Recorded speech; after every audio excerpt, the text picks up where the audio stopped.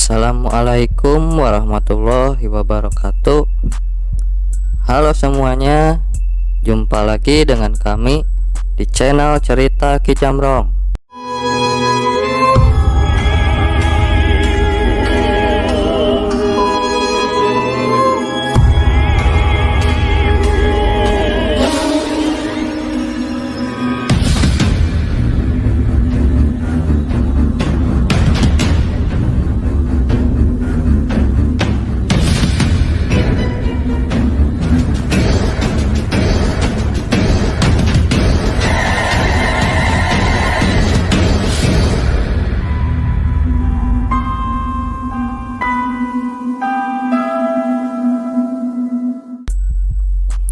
Terima kasih buat Anda yang sudah mendukung channel ini.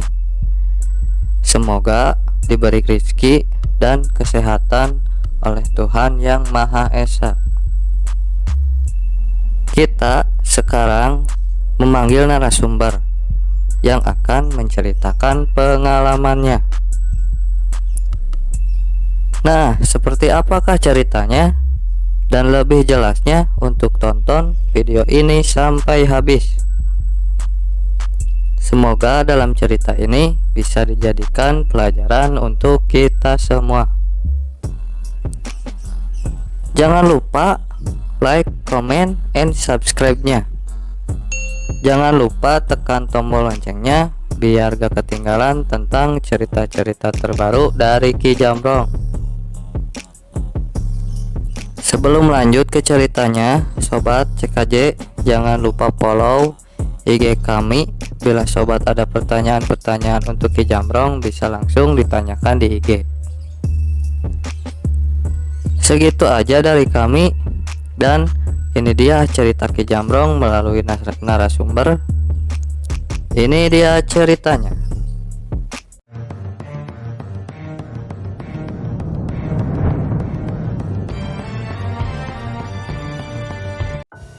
Assalamualaikum warahmatullahi wabarakatuh. Ini pemirsa, saya memanggil narasumber. Ini Abah Bewok. Kita sengaja undang ke sini untuk menghibur semua penggemar CKJ, menghibur semua CKJ. Mudah-mudahan dari dongengnya, ceritanya Abah Bewok ini mudah-mudahan bermanfaat. Ambil yang bagusnya, yang jeleknya buang. Assalamualaikum, Pak. Sehat? Waalaikumsalam. Alhamdulillah sehat. Syukur. Gimana di rumah, sehat-sehat? Alhamdulillah. Musim apa, Bah, sekarang di kampung, Bah? Ya, musim hujan lah. Musim sama. hujan. Ini gimana, Bah? Kita ada acara memanggil Abah ke sini untuk bercerita di channel CKJ. Gimana tuh, Bah? Ya, siap, boleh. Boleh. Nih saya seumpamanya Abah kan selama ini perjalanan ke sana ke sini, nyebrang lautan, nyebrang kali, nyebrang segala macam. Ini diantaranya Abah ya yang paling berkesan, Bah. Itu pengalaman Abah tuh di mana? Ya mungkin di daerah mana atau di daerah mana itu gimana, Bah? Ya. Nah, kalau masalah pengalaman sih banyak. Memperkenalkan diri, nama saya. Orang sih memanggil sama saya Abah Bewok gitu ya. Abah Bewok. Ya kalau saya sih terima aja orang mau manggil apa saya. Yang penting ya kita ada panggilan, ada nama gitu kan. Itu ciri khasnya, Bah, ya? Ya boleh. Jadi warisan dari orang tua ya, Bah, ya? Yang penting mereka itu jangan menyakitin saya, jangan nyakitin saya lah. Orang mau bilang apa terserah, oke aja. Ya gitulah. Kalau masalah pengalaman sih ya alhamdulillah pengalaman saya kalau masalah nyebrang merantau jauh banyak, cuman ya kita jangan yang jauh-jauh dulu karena di tempat dekat pun saya punya pengalaman. Tuh, di antaranya tuh, Bah, pengalaman apa tuh, Bah, kira-kira? Ya kalau pengalaman sih ya saya udah bilang tadi juga, saya banyak pengalaman. Ya Abah mau Cuman yang mau diobrolin, yang mau ditanyakan sama Aki itu masalah pengalaman yang mana? Gini aja, Bah, kita kan ini sekarang jadi istilahnya kita ini ya nomor satunya menghibur masyarakat. Ya. Jadi pemasukan yang baiknya. Jadi seolah-olah cerita kita ini ya, kalau ini sih ya yang buat manfaat buat masyarakat lah gitu. Iya. Yang tadinya nggak benar jadi benar, orang yang benar jadi lebih benar, begitu aja gitu, Bah. Ya siap. Kalau satu. Ya boleh lah. Saya coba saya pengalaman yang dekat dulu ya. Mungkin karena waktu kita juga ke depan masih panjang. Kalau ada waktu, ada kesempatan, bisa saya ceritakan yang lain. Iya benar, bagus itu ya. Cuman saya mau untuk saat ini saya ceritakan aja yang pengalaman saya ini yang dekat dulu. Iya boleh. Saya, Kira-kira cerita apa tuh, Bah? ya ini sih pengalaman pribadi saya. Saya nggak mau masalah pengalaman orang lain saya mengutarakan. Makanya saya di sini mau membicarakan pengalaman pribadi saya. Kejadiannya ya mulai aja ya. Iya boleh. Kejadiannya waktu saya dulu, waktu saya masih muda, waktu saya masih senang kesana kesini, Pembaraan ya, Bah ya. pembaraan. Ibaratnya saya masih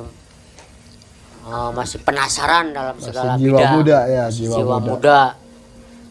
Nah kebetulan waktu itu saya pernah diajak sama teman saya waktu itu ngajak saya, ya ibaratnya sih mempelajari suatu ilmu lah gitu ya. Nah pada saat itu saya nggak ada minat tuh, ya namanya anak muda. Waktu itu saya masih senang main, masih senang hura-hura, masih senang apalah yang anak muda lakukan waktu itu. Tapi suatu malam saya sempat berpikir, karena ada teman saya ngajak tuh, wah saya pikir nggak ada salahnya saya mempelajari sesuatu ya mungkin kedepannya bisa bermanfaat buat saya, buat jaga-jaga diri saya. Nah, Itu kira-kira umur berapa tahun tuh, Bah, kira-kira? ya waktu itu kira-kira umur saya antara 17-18 tahun lah. Masih muda ya, Ya masih muda-mudanya. ABG.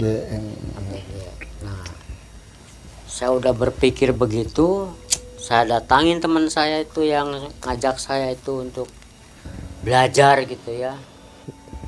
Ya saya datengin, ayo kita siap lah, udah saya pikirin matang-matang.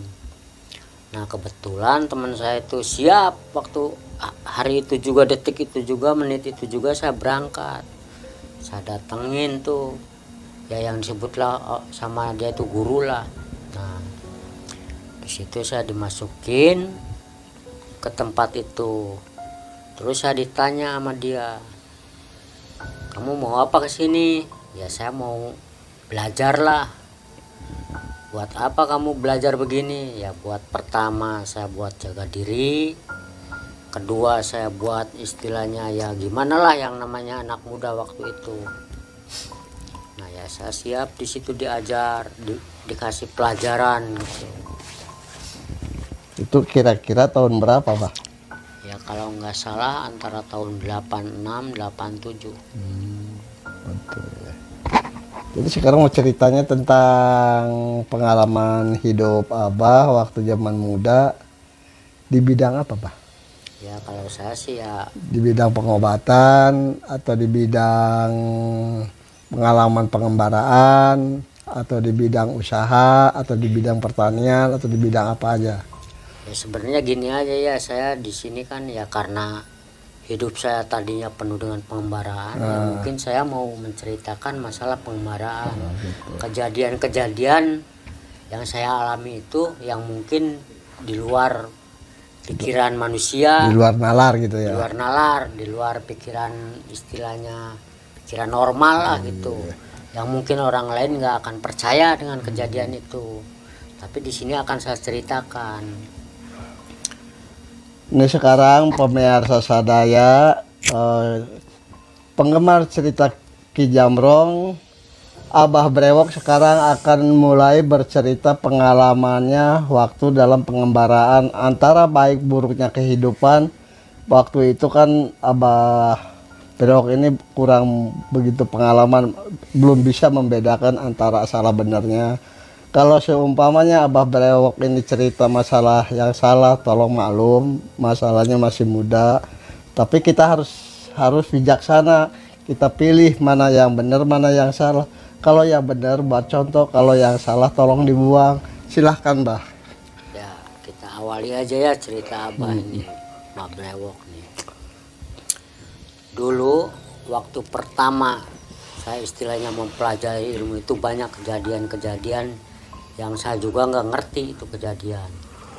Karena di luar nalar saya, di luar apa yang saya pikirkan. Nah, pertama setelah saya mempelajari dari guru saya di situ dapat mengalami kejadian-kejadian yang tidak saya duga sebelumnya.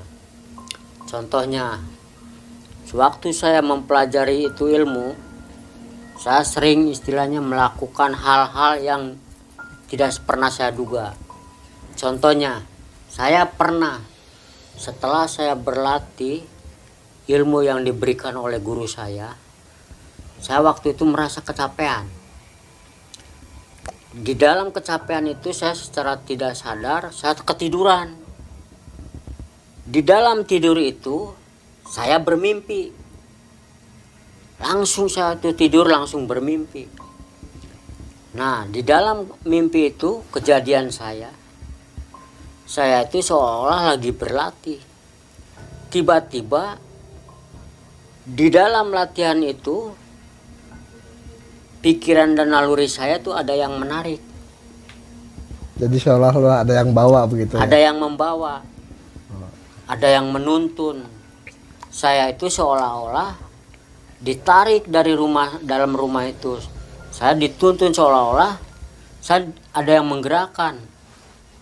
Ada yang saya tanpa kesadaran saya itu seolah-olah berjalan tanpa saya sadari. Kejadiannya saya alami begini. Saya berjalan, tiba-tiba saya ngambil sepeda waktu itu. Di dalam mimpi ini, di dalam mimpi. Di dalam mimpi itu saya ngambil sepeda, saya keluar. Saya goes itu sepeda, saya lewatin berapa desa. Saya lewatin kampung, saya lewatin sawah, saya lewatin makam, terus berapa desa aja. Di dalam mimpi itu saya taruh itu sepeda. Saya masuk ke makam itu ya, makam, ada pemakaman umum. Saya masuk ke situ.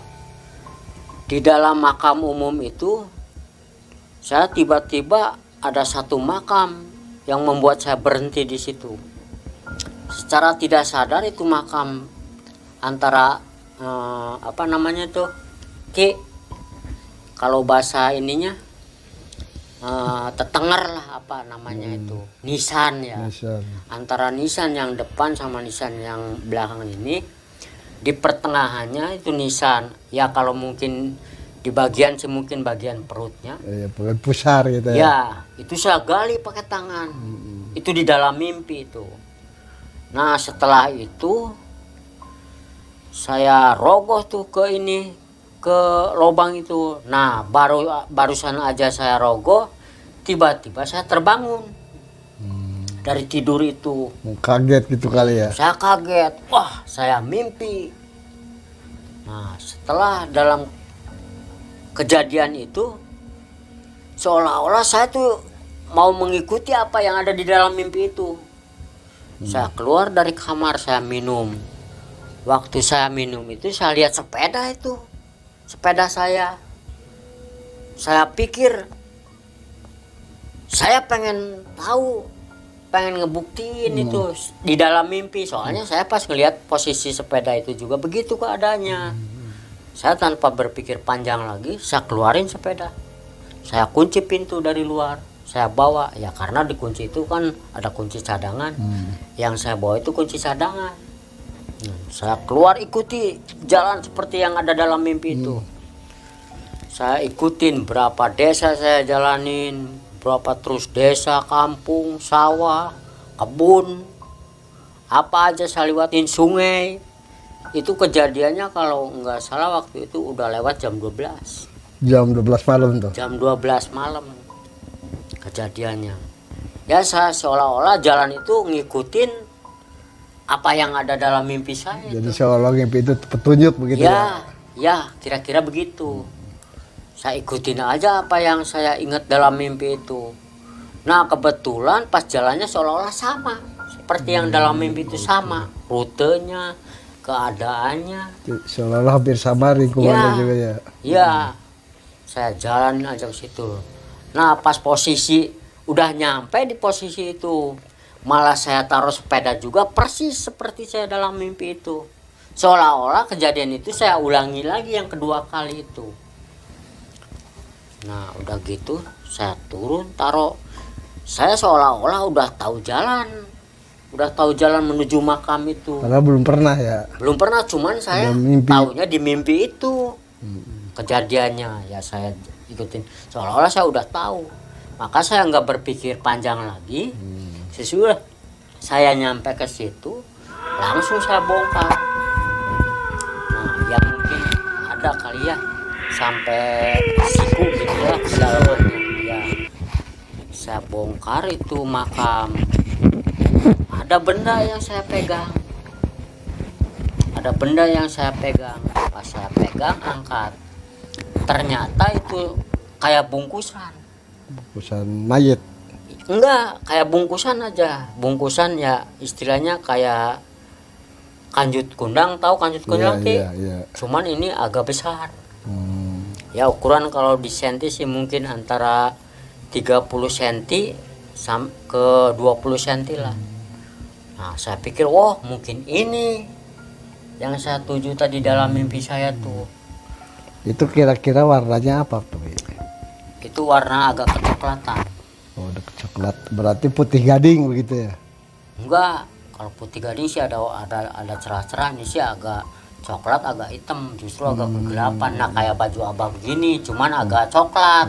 Kalau baju abah kan ini Hitam mulus. hitam. Nah kalau yang saya dapetin itu agak coklat-coklat gitu. Ya saya bersihin aja tuh pakai tangan karena banyak tanah. Iya. Nah udah gitu saya tutup lagi tuh makam, saya ratain lagi. Saya udah gitu berdiri, saya tengok kanan, saya tengok kiri, nggak ada perasaan takut sedikit pun, nggak ada perasaan apa gimana, nggak ada, sama sekali nggak ada. Nah udah gitu saya masukin aja ke perut saya selipin di celana saya. Nah udah gitu saya jalan aja keluar makam. Tapi sebenarnya belum tahu apa-apanya isinya itu belum tahu ya? Saya belum tahu apa ini.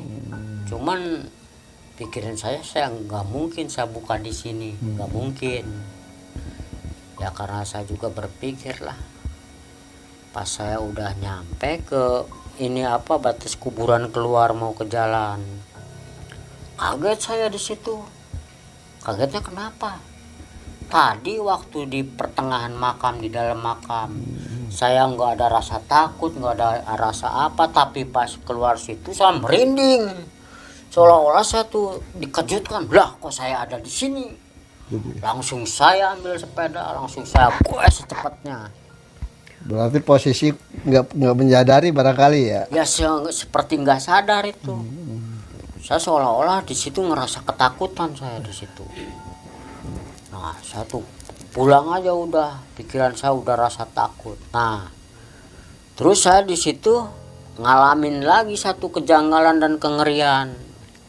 Saya udah lewat sawah, dari kuburan itu saya udah kabur kan. Udah lewatin sawah, udah lewatin kebun. Pas saya lihat tuh di situ ada satu makam umum tuh. Satu makam umum sebelah kanan sebelah jalan yang saya lewatin itu makam. Yang sebelah kirinya saya lihat itu tempat penggilingan padi. Saya di situ juga agak ngeri, soalnya saya pikir di depan ada makam nih. Waktu saya berangkat saya nggak ada perasaan takut, tapi pas pulang saya ada perasaan takut, serem gitu. Nah pas waktu saya sepeda nih antara makam dengan penggilingan itu, saya kaget, saya rem sepeda. Karena apa? Di depan saya dari dalam makam itu ada yang lari. Saya lihat itu tiga makhluk. Ya mungkin kalau diukur sih ada 30 sentian lah. 30 sentian ya. mereka beriringan. Hmm. Pas udah gitu, pas di tengah jalan itu ibaratnya lurus sama posisi saya itu, dia pada nengok semua ke saya. Saya kaget takut. Nah udah saya gitu, saya bengong. Dia lari masuk ke ini, ke dalam penggilingan. Saya bingung nih, udah gitu hilang tuh. Pas di pintu penggilingan itu hilang. Saya walaupun takut, penasaran saya. Sepeda saya taruh di situ, penasaran saya ini lari kemana. Pas saya datengin pintu itu ya, posisi pintu itu paling juga 10 cm dari tembok ke besi pintu itu. Saya pikir lewat mana ini masuk, bisa nggak ada. Yang namanya walaupun makhluk itu kecil 30 cm tingginya, tapi saya pikir kalau masuk ke celah segitu nggak mungkin bisa masuk. Ya saya udah gitu ya, mungkin saya maklum karena dia mungkin makhluk halus ya.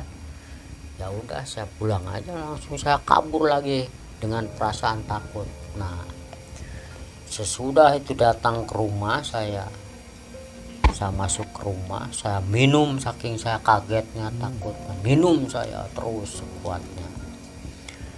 Nah udah gitu saya pegang saya perut nih, oh tadi saya bawa benda ini dari sana, penasaran saya buka itu apa bungkusan itu yang terbuat dari ya kalau sebut kain kapan gitu ya. Enggak, tebal itu, agak tebelan. Kalau mungkin kalau ini sih ya kayak karpet gitu, tapi bukan karpet gitu. Nah udah gitu saya penasaran, saya buka itu bungkusan. Saya lihat itu di situ ada tiga benda di situ. Tiga benda. Yang satu itu yang agak besar itu, ya mungkin sejenis buku gitu ya, nggak tahu buku apa, nggak tahu saya Ki. Berarti kitab itu ya. Ya saya buka itu penasaran, saya buka di situ semua itu tulisan huruf Jawa tuh, Jawa kuno. Berarti huruf Palawa. Ya kayak ya seperti itulah, saya kurang ngerti. Huruf Palawa. Pokoknya di situ ada huruf itu, tapi ada terjemahan bahasa Jawanya, Jawa Cirebon. Nah udah gitu ya, saya tutup lagi, terus saya lihat lagi yang kedua ini benda. Nah saya lihat ini sejenis ya, kalau mungkin pocong sih pocong ya Ki, kayaknya ini pocong. Nah saya penasaran ini, saya deketin ke hidung saya Ki, saya cium. Ini wanginya kayak minyak apa tuh, kayak minyak wangi yang orang Arab jual itu Ki, wanginya kayak begitu. Wah kok ini baunya begini. Nah udah gitu saya taruh ya. Nah satu lagi saya lihat cuman batu ali aja. Yang satunya tuh. Yang ketiganya itu kan, yang pertama kayak kitab, kedua kayak pocong, yang ketiganya itu batu. Tapi yang kayak pocong nggak dibuka? Enggak, saya nggak berani buka. Nah udah gitu, udah saya renungin, udah saya lihat, ya udah mungkin saya ngantuk ya. Saya tidur tuh Ki, tidur lagi saya. Tapi di dalam tidur itu saya mendapat pengalaman lagi, ada kejadian lagi di dalam tidur itu, seolah-olah saya bermimpi. Di dalam mimpi itu seolah-olah saya bertemu sama laki-laki. Ya ibaratnya waktu itu kan saya masih muda Ki. Ya mungkin umurnya dia itu antara 50 ya, setengah tua gitu ya, setengah abad, antara 50-60 lah. Nah saya bingung dalam mimpi itu Ki, si laki-laki itu tiba-tiba sama saya nyembah, begini nyembah sama saya. Lah saya bingung kenapa, ibaratnya bapak ini kok nyembah sama saya. Dia bilang katanya saya mau mengabdi sama situ, mau ikut sama situ, mau ngebantu sama situ. Kemanapun kamu pergi, kata dia, saya akan selalu ada, saya akan selalu ikut, saya akan selalu melindungi, kata dia tuh. Itu dalam impian ya? Iya dalam mimpi itu. Saya juga bingung kok ini maksudnya mau ikut kemana. Saya pikirkan waktu itu saya nggak ada pengalaman apa-apa. Saya waktu itu juga masih belajar ilmu juga, masih belajar ini juga belum lama kan Masih ibaratnya. tahap kembang. Ya ibaratnya begitu. Nah udah gitu di dalam mimpi itu dia nyembah sama saya.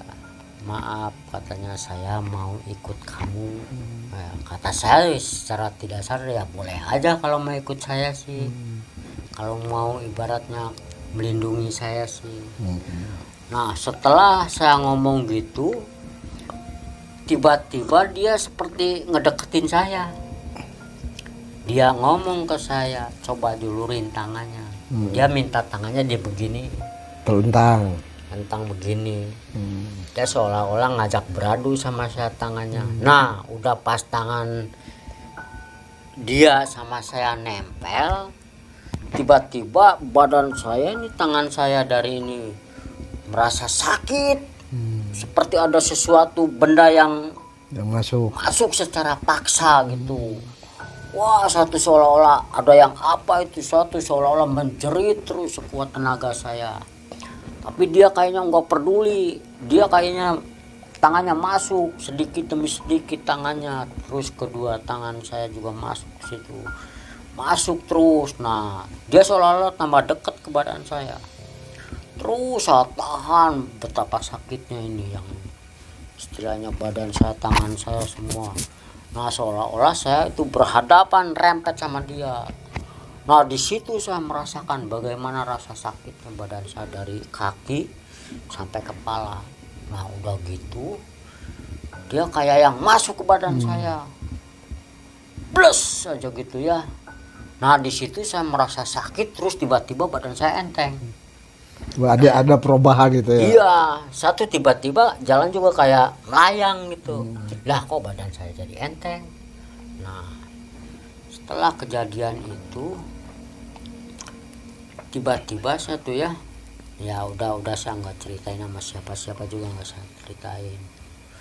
Nah, besoknya teman saya datang, ya ibaratnya rutin lah gitu ya, berarti istilahnya ini lagi. Nah pas dalam latihan itu ya ibaratnya bilangnya aja guru saya ya, guru saya seperti ngelihat satu kayak yang beda. Kok kamu kok kelihatannya beda sekarang, Ada perubahan gitu ya. ada perubahan, kamu ibaratnya segala sesuatu cepat kamu bisa. Apa yang saya ajarkan, apa yang saya kasih tahu, apa yang saya inian, kok kamu seperti yang seolah-olah udah nggak ada masalah gitu, nggak kayak sama yang lain gitu. Saya nggak berpikir yang lain, ya mungkin itu karena mungkin saya merasa di situ serius atau belajarnya gimana. Nah dalam tahap setiap pelatihan itu saya seolah-olah lebih unggul dari teman-teman saya yang lain. Nah di situ saya digembleng sama guru saya itu. Nah setelah saya ibaratnya ada waktu berapa bulan gitu, saya itu seolah-olah paling menonjol. Nah setelah saya mendapatkan istilahnya ada perubahan-perubahan, malah saya sering mendapatkan kejadian-kejadian. Saya waktu tidur sering didatangi dalam mimpi saya itu bayangan biru utuh satu badan, cuman nggak kelihatan ada mata, nggak ada hidung, Biru nggak berwujud gitu ya. biru aja berwujud gitu, biru. Cuman dia bawa tongkat. Nah setiap saya berlatih itu dia seolah-olah berhadapan dengan saya. Gitu. Jadi setiap gerakan yang dia lakukan itu bisa saya ikuti. Jadi bisa meresap secara spontan gitu ya. Iya, saya juga bingung tuh, seolah-olah saya tuh sekarang tuh belajar ilmu itu dari orang itu. Apa yang orang itu peragakan sama saya ikuti. Itu dalam setiap latihan, pokoknya setiap saya latihan malam misalnya, udah latihan sama teman-teman sama guru, saya di rumah belajar lagi. Nah di situ datang muncul dia. Tiap saya ini pasti dia datang. Nah efeknya setelah saya udah merasa istilahnya seolah-olah saya punya ini, nah suatu saat saya merantau nih ke Jakarta. Waktu itu karena saya istilahnya udah selesai sekolah, yang namanya di kampung ya Ki, kita kan yang namanya ini tuh punya tanggung jawab, kita harus bekerja. Nah, waktu saya merantau di Jakarta itu Ki, yang namanya saya orang kampung, belum tahu kota Jakarta, belum tahu kota besar. Saya di situ istilahnya banyak kejadian lah yang nggak saya duga. Misalnya saya sering dipalak atau gimana. Bahkan saya pernah ngalamin nih Ki, saya tidak tahu apa-apa dari belakang. Ya orang mungkin namanya orang mabok ya, orang udah nggak sadar pikirannya. Pernah mukul dari saya sampai orang-orang teriak, mungkin kaget karena saya dipukul dari belakang. Tapi saya secara tidak sadar Ki, saya bisa nunduk menghindar tuh pukulan lewat ke saya. Itu kira-kira berapa orang tuh? Ya namanya orang mabok di situ kan, anak-anak muda di Jakarta ya banyaklah gerombolan pada mabok. Semacam preman gitu ya? Ya kayak gitulah mungkin. Ya saya kan orang dari kampung, tahu pengalaman di kota. Jadi kita kan sifatnya istilahnya orang polos lah. Nah di situ. Itu waktu pertama ke Jakarta ya? Iya, waktu pertama ke Jakarta itu. Ya untungnya saya mungkin karena saya pernah ingat di mimpi itu, saya jadi yakin kalau di dalam diri saya itu ada yang melindungi, ada yang menjaga. Ya di situ saya punya keyakinan. Dan saya pernah mengalami hal yang lebih serem lagi dari itu Ki. Saya pernah jalan tuh ya daerah Jakarta juga lah, nggak mungkin saya sebutin nama tempatnya karena mungkin takutnya ada yang gimana. Nah waktu itu saya jalan, tapi tepatnya itu di rel kereta. Waktu itu saya kebetulan mau pulang ke kampung Ki. Itu kira-kira udah berapa bulan di Jakarta tuh? Saya di Jakarta itu ya hampir yang 3 bulanan lah. Lama juga ya? Lama juga, saya kangen, pengen pulang kampung gitu, pengen ketemu orang tua, pengen ketemu saudara. Nah, waktu itu saya pulang, tiba-tiba di jalan, ya itu ada orang mabok lagi ya kayak preman. Cuman ini lebih ngerinya bukan pakai kayu, bukan pakai apa dia, pakai celurit dia. Babat sana, babat sini, babat sana. Pas kebetulan saya itu dibabat gitu, wajah saya sampai celurit. Tapi alhamdulillah, nggak tahu, saya juga nggak ngerti. Tiba-tiba saya kayak yang ngeles gitu. Itu saya ngeles gitu Ki, saya kelihatan itu ujung celurit itu di depan muka saya. Pelan banget gitu. Sampai itu yang babat celurit itu sampai jatuh. Bro. Nggak sadar lagi ya, saya jalan aja. Saya pulang aja ke kampung, ya mungkin karena saya ada libur kita di kampung. Nah pas saya udah di kampung, saya sering mengalami lagi kejadian-kejadian yang nggak saya duga gitu, nggak saya duga itu. Ya karena tiap malam saya pengen cepet bisa, soal di kampung kesempatan ada waktu, soal belajar terus sama teman-teman. Di situ banyak saya mengalami kejadian-kejadian yang nggak saya duga. Ya kayak ketemu yang sebangsa orang-orang, mungkin bukan orang lah, yang namanya gaib itu bukan orang, ya makhluk-makhluk gaib lah. Nah, di situ saya sering gitu. Itu kira-kira makhluk gaib itu semacam kunti, genderuwo tuh? Enggak semacam kayak gitu. Ini waktu kalau yang saya waktu tahap belajar itu ya orang, ya ini terutama yang biru itu. Tapi kalau suatu saat saya main, misalnya kan di sana banyak hiburan Ki, banyak tontonan tuh. Suka pulang malam kan yang namanya ada hiburan, pulang jam 2, jam 3. Saya kebetulan di kampung saya ada tetangga desa yang lewat kali itu Ki, sungai. Nah, waktu itu saya pernah ngalamin kejadian Ki. Saya ceritanya udah nonton hiburan, saya pulang hiburannya apa tuh? Reog? Ya, kalau zaman dulu sih ada layar tancap, ada yang namanya tarling. Kalau zaman dulu saya ingat satu di Cirebon tuh ada yang namanya wayang kulit, ya macam-macam lah. Nah waktu itu saya pulang, nah, saya lewatin sungai itu. Pas waktu saya mau turun kaki saya ke sungai, saya kaget di situ. Lah kok ini sungai kok bau wangi kembang. Saya pikir nggak mungkin kalau ada kembang yang namanya istilahnya gimana, kalau enggak satu karung atau apa, atau mungkin satu mobil terasa wangi mah. Ini sih saya lihat nggak ada. Pas saya, Kembang apa tuh kira-kira? ya kalau dari wanginya sih kayaknya kembang melati itu Ki. Kembang melati. Kembang melati. Ya saya paksain aja Ki, saya jalan, saya seberangi itu kali.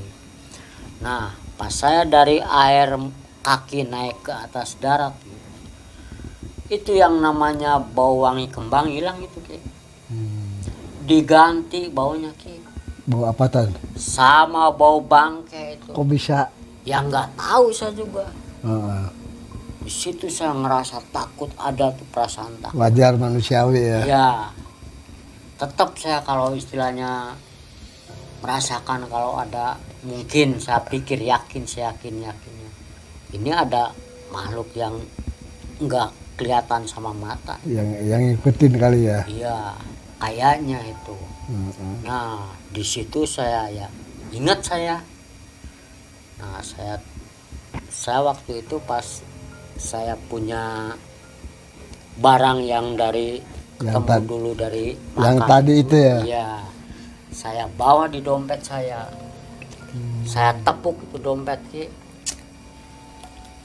Emang itu dompet itu ya, yang saya masukin ke dompet itu barang itu punya nama, karena dia mengaku di dalam waktu mimpi itu, waktu mau masuk ke saya, dia menyebutkan nama dia.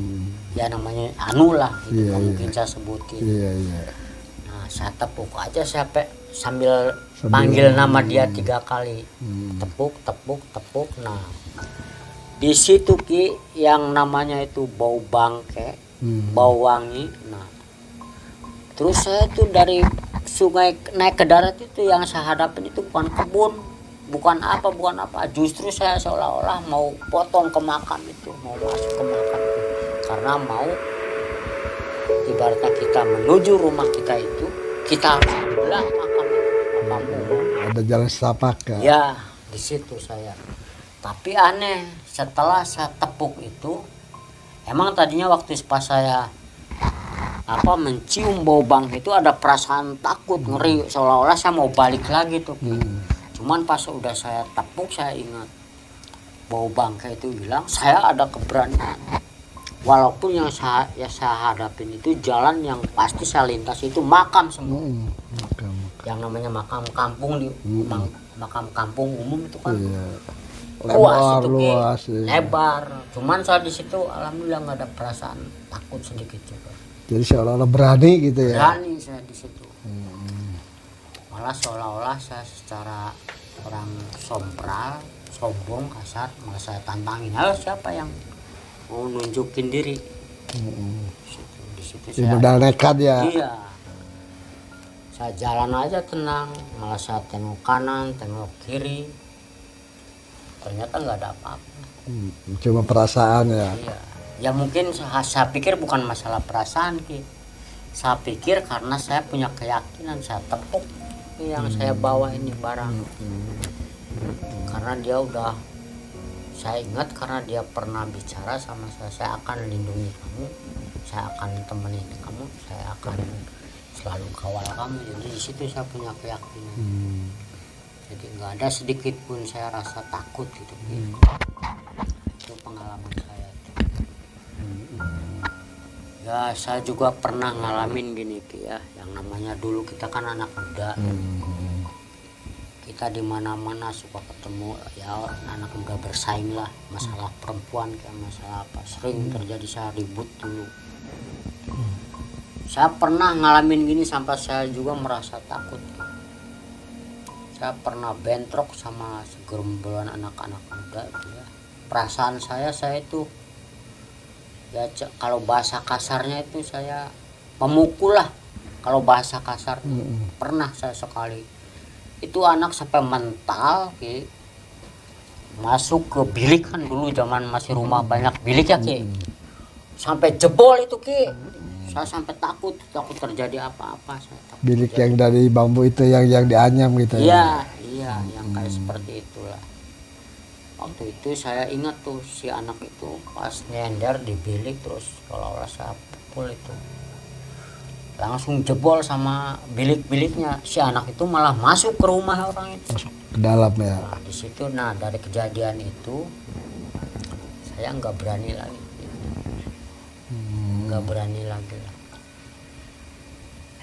Nah di situ saya, nah dari situ saya merenungi diri lah. Saya pikir buat apa saya membawa seperti beginian, kalau timbulnya kita mencelakai orang lain. Nah dari situ saya nggak pernah ibaratnya menggunakannya lagi. Berarti barang itu nggak pernah dibawa. Nggak pernah. Jadi sekarang ada di mana tuh? Ya mungkin Hilang. bukan hilang, gini Ki, saya ada kejadian lagi nih, cerita masalah barang itu ya Ki. Waktu itu saya merantau Ki, ya saya boleh dibilang ada masalah lah. Nah waktu itu saya keluar rumah tanpa sepengetahuan keluarga, tanpa sepengetahuan orang tua. Saya itu seolah-olah minggat lah dari rumah. Nah kebetulan si barang itu tertinggal Ki sama saya. Lupa ya. Lupa. Nah, waktu itu saya karena udah nggak bisa pulang ke rumah lagi, saya sering mengalami kejadian-kejadian di luar pikiran saya, di luar istilahnya logika saya. Saya sering mengalami ibaratnya tiba-tiba saya merasa apa gitu, kayak orang kesurupan. Saya juga nggak ngerti kok saya bisa begini. Terus saja selama 1 bulan, 2 bulan, bahkan saya kalau nggak salah 5 tahun sering kejadian itu saya alami. Saya nggak berpikir apa-apa. Nah pas suatu saat saya pulang ke kampung saya karena udah lama, baru di situ saya ingat, wah kalau saya itu punya barang. Malah masih ada komplit 3, saya masih ditempatin dalam tempat yang sama saya pertama bawa itu. Pas saya buka itu yang namanya buku yang namanya kitab itu yang saya udah pada robek, kayak dirayapin gitu. Buku itu udah pada ya hancur lah. Nah terus yang barang itu yang sejenis pocong itu waktu dulu saya ambung itu wangi, saya cium itu wanginya wangi kayak minyak Arab. Tapi pas kejadian itu kayak kering kerontang, nggak ada wangi, nggak ada apa, hilang aja. Jadi nggak diurus itu ya. Iya. Nah batu ali pun saya lihat waktu dulu tuh agak keputih-putihan, tapi pas waktu saya lihat itu udah coklat. Nah di situ saya berpikir, wah mungkin ini ibaratnya. Saya juga jadi ingat mungkin waktu saya di perantauan sering mengalami atau kayak orang kesurupan, teriak-teriak atau gimana mungkin di sini. Nah di situ saya menyadari aja menyadari aja mungkin. Nah setelah dari kejadian itu ya udah saya pasrah aja. Malah saya sering ibaratnya kayak orang punya rasa bersalah lah, punya penyesalan gitu ya. Penyesalan, seolah-olah saya ibaratnya sih ya namanya kita punya ini mungkinnya kita harus memandikan, harus kasih makan, mengurus. Tapi ini nggak saya lakukan. Mungkin di situ saya karena nggak tahu ya. Ya karena bukan nggak tahu, ya karena lupa aja kita ini. Ya disitulah saya merasa kalau kita memiliki sesuatu ini, kita kalau nggak siap itu punya beban yang berat, punya tanggung jawab yang berat. Situ. Nah dari situ ya terus saya merantau kemana-mana. Tapi alhamdulillah banyak kejadian, banyak masalah. Alhamdulillah saya selalu kayak ada yang lindungi gitu ya. lindungin, walau enggak seperti kayak dulu gitu. Nah, gitu. Saya kemana-mana nggak pernah ada perasaan takut sama setan, takut sama apa. Alhamdulillah. Ya mungkin ya sampai sekarang juga begitu. Cuman saya kalau dulu merasa ada di dalam badan, sekarang nggak ada. Cuman alhamdulillah kemana-mana saya seolah-olah masih ada yang melindungi. Bisa aja saya cerita di lain waktu atau kesempatan, saya cerita banyak kejadian di tiap tempat atau daerah yang mengalami masalah kegaiban, masalah keamanan diri, banyak saya alami. Tapi ya alhamdulillah semuanya juga ibaratnya nggak ada masalah gitu. Ya itu sih ya, Aki boleh tanya yang lain lagi lah. Jadi itulah ceritanya Abah Bewok. Kita cukupkan dulu sampai di sini. Insya Allah ada waktu, ada kesempatan, kita lanjut dengan cerita yang lain. Bila ada kekurangan, kami di sini grup cek aja minta maaf. Bener aja bukan malaikat, salah aja bukan setan. Kita tutup aja sampai di sini. Insya Allah kita ketemu lagi. Assalamualaikum warahmatullahi wabarakatuh. Ya para sobat cek aja semua, itulah tadi cerita dari narasumber kami yang bernama Mbah Bewok.